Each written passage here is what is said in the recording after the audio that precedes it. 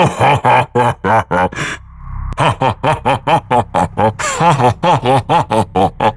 back. We about to get unpacked. Y'all didn't want Canelo Alvarez to take the fade, but Terence Bud Crawford made sure he got played. This ain't what you want. This ain't what you want. The Cinnabons are mad. Terence Crawford did him bad. And now they sad. But we gonna talk about it. Canelo Alvarez has completely dropped. His stock is gone. Yeah, motherfuckers. Let's get unpacked. We unpack. We unpack. We unpack. Coming to you live, Boxing Eagle unpack. Yeah. We unpack. We unpack. We unpack. Coming to you live. He did it. Bud did it.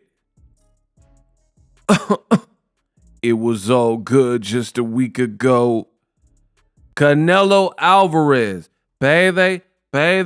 You want the payday? I know that. He drops. Drop to the bottom. I'm talking about the bottom of the map. I bring it back to the bottom of the map. Yeah, I bring it back. Top 10 pound for pound list. Canelo is in last place. In this video, I will break it down and ultimately give you my thoughts. Lego. What up, Fight World? It's your boy Ego, and I'm back with some more boxing. It was all good just a week ago. Terence Crawford foiled Canelo's plans and possibly Turkey's plan because they were talking about making a fight with Canelo and Hamza Shiraz. But after what Bud did, I really don't know that that fight makes sense now. Canelo has no belts. And let's just be on record. I haven't really talked about this too much, at least in a video form. I have on social media. Make sure you follow me. Link in the description. But it looks like, to me, they were trying to rob Terence Bud Crawford in the fight. Because two of the judges had it to the point where Bud needed to lock down round 11 and 12 to beat Canelo. Now, I thought Bud Crawford, the fight was competitive. Listen, some people feel different. I'm just keeping it real with what I seen. I thought the fight was competitive. But after about 4, maybe 5 rounds, that's where Bud really got into his own. I don't remember the exact round. I've only watched it once live. But Canelo had a pretty good round, and then it was the next round. I think Bud knew that Canelo had a good round, and Canelo did hurt Bud to the body. You got to know what you're looking at in his boxing. But Bud was tough. He wore the weight well. And ultimately, after Canelo had whatever round that I'm thinking of in my head, when Canelo had that good round, Bud picked up the tempo and he never let up, right? Bud picked up the pace where he knew Canelo had a good moments in the round and was trying to increase the pressure and did pretty well. And then Bud picked it up, and then that's when the fight got out of reach for Canelo, in my opinion. So the whole second half or the back half of the fight was the Bud Crawford show. So he ends up winning by a landslide because really the second half of the fight, the end rounds, Canelo wasn't really doing and for me, Canelo looked like a beaten man in those later rounds. I want to say round 9, 10, 11, and 12, right around that mark, he looked like a deflated and beaten man. Like, just think about it. It's like your parents tell you not to do something, right? You're a kid. They say, like, let's say you're coming in the house and you're holding a pizza box with a big, large soda on top of it with the lid and a straw, right? And you got a bag in your hand, some wings, some napkins, a big pizza block, and a large soda resting on top of the pizza box. And your mom is like, hey, put that down. That's not good. The way you're holding that don't look safe. And you're like, I got it, ma. Ma, I got it, ma. Knowing you have to go up a flight of stairs. Fast forward to the future, going up the flight of stairs, you end up dropping the soda, you trip, miss a step, whatever, drop the soda, it spills, and then now you drop the pizza, and it's a whole mess because you didn't listen to your mom. That's what this reminds me of, because it is in those moments where you have a family member, a parent, a friend, and they tell you the news you need to hear, like, hey, X, Y, and Z, this ain't a good idea. Like, you're at a party with your friend and they say, don't drink and drive. And you're like, no, I'm cool. And they're like, man, just crash on my spot. It's not worth it. No, I got to get home. I'm cool.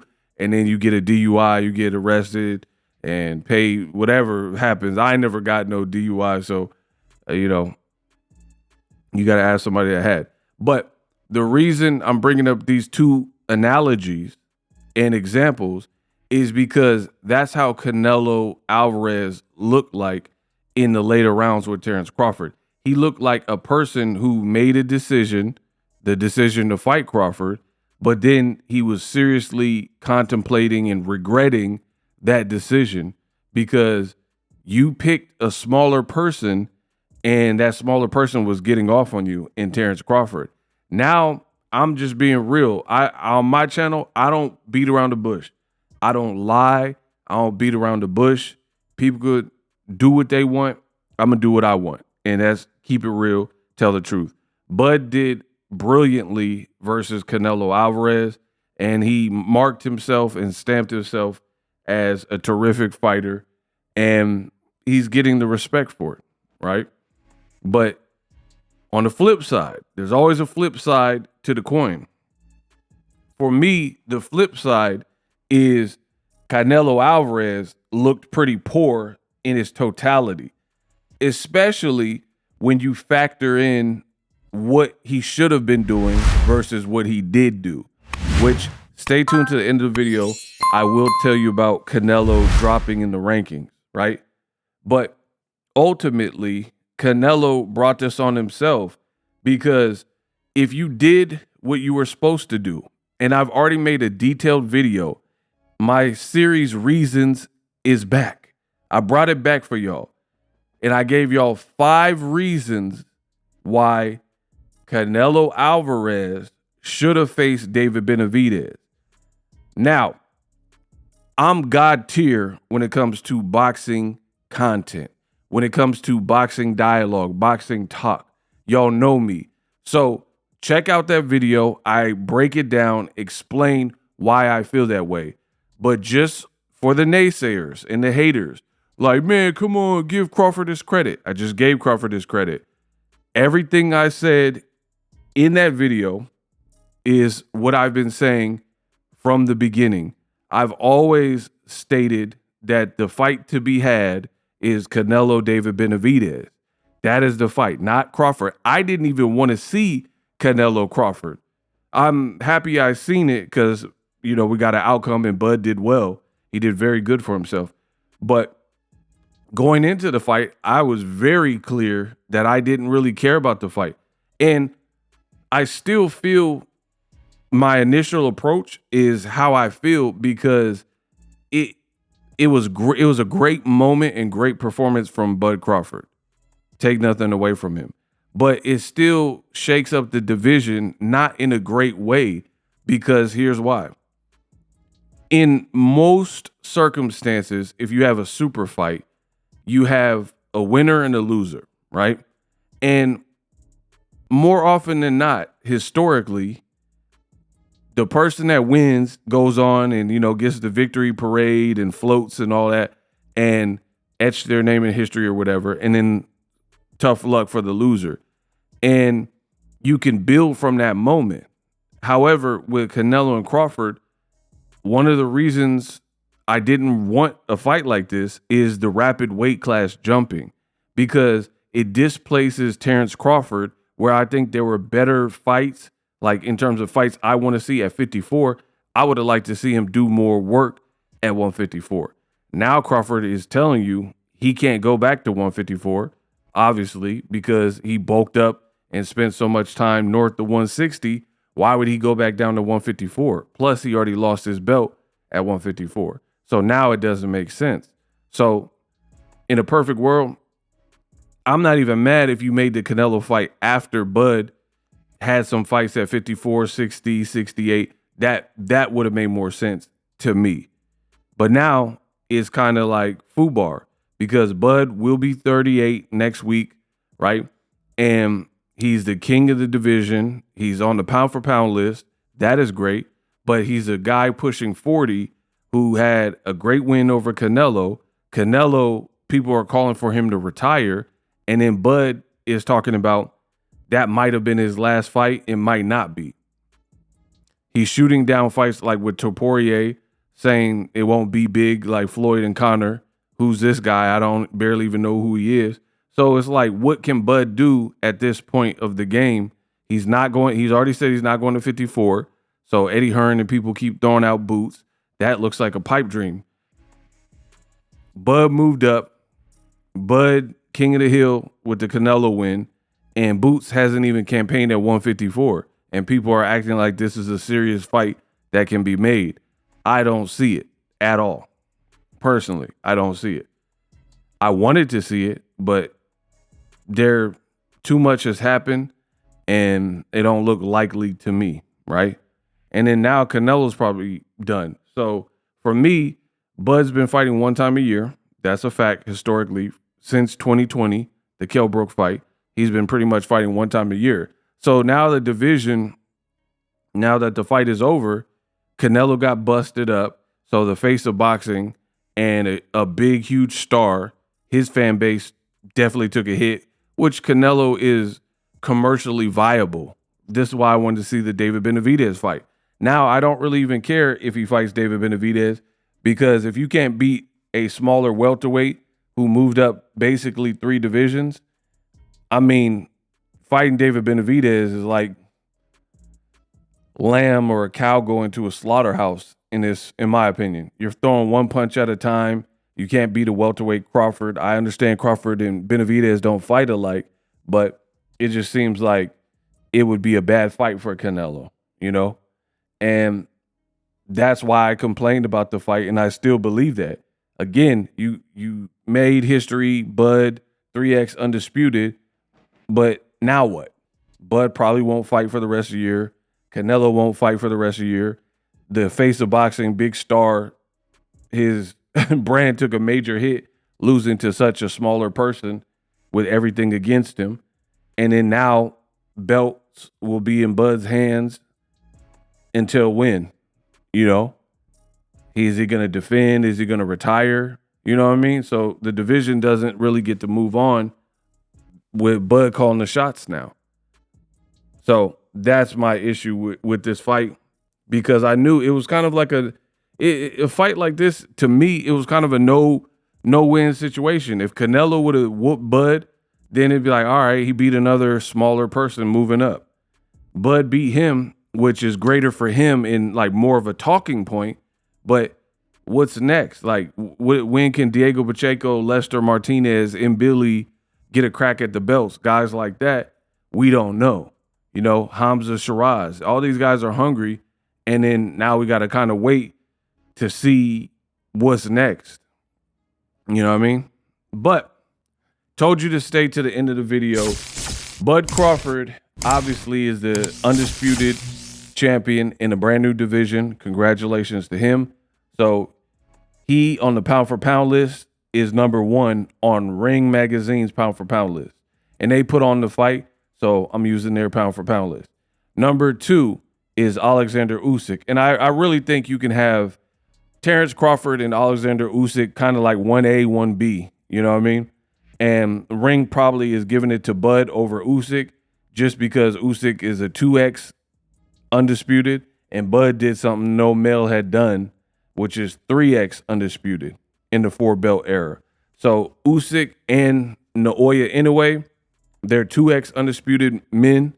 Bud just became a 3. So they got Bud number 1, Usyk number 2, Inoue number 3, Dmitry Bivol number 4, Beterbiev number 5, Bam Rodriguez 6.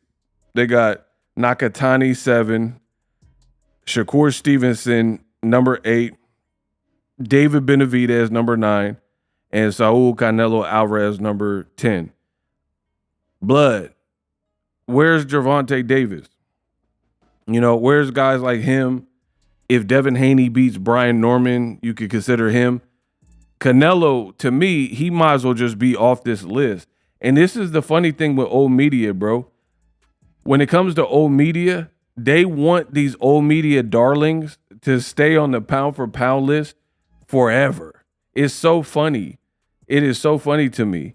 Like, I remember when Gennady Golovkin, I'm not talking about in his prime, I'm talking about towards the tail end, and Golovkin wasn't looking the same.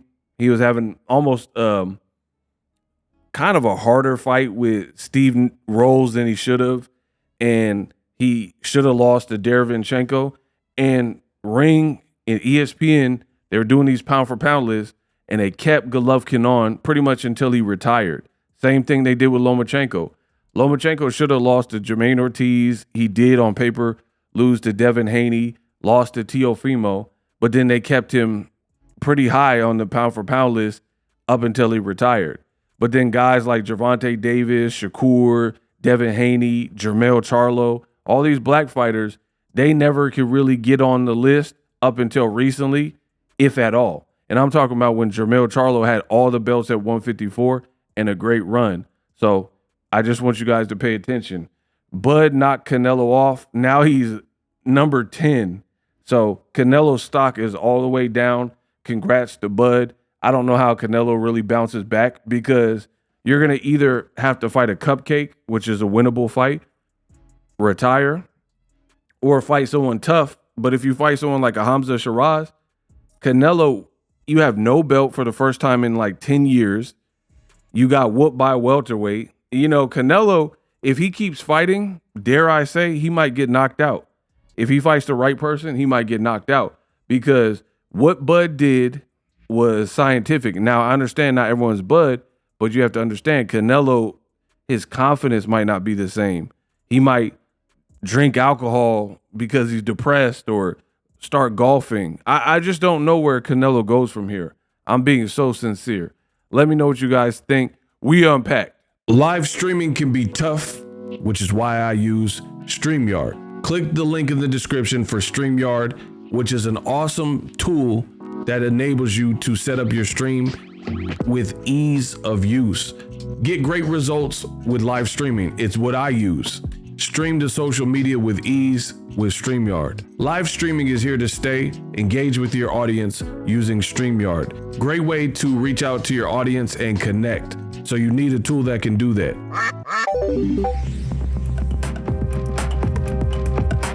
If you're new to YouTube and you're struggling to get views, one tool I can provide to you is TubeBuddy. I've been on YouTube over 10 years. I use TubeBuddy daily to crank out videos just like this one that you're watching. Learn how the pros do it with TubeBuddy. YouTube receives a lot of traffic, which also means a lot of creators, a lot of people putting out content. So you need to learn the ropes so you know how to separate yourself, especially if you're new. But even if you're a pro, use TubeBuddy. The link is in the description. Get more views, more subscribers, and a higher click-through rate, so ultimately you can realize all of your online goals. Use my affiliate link in the description and grow your channel fast.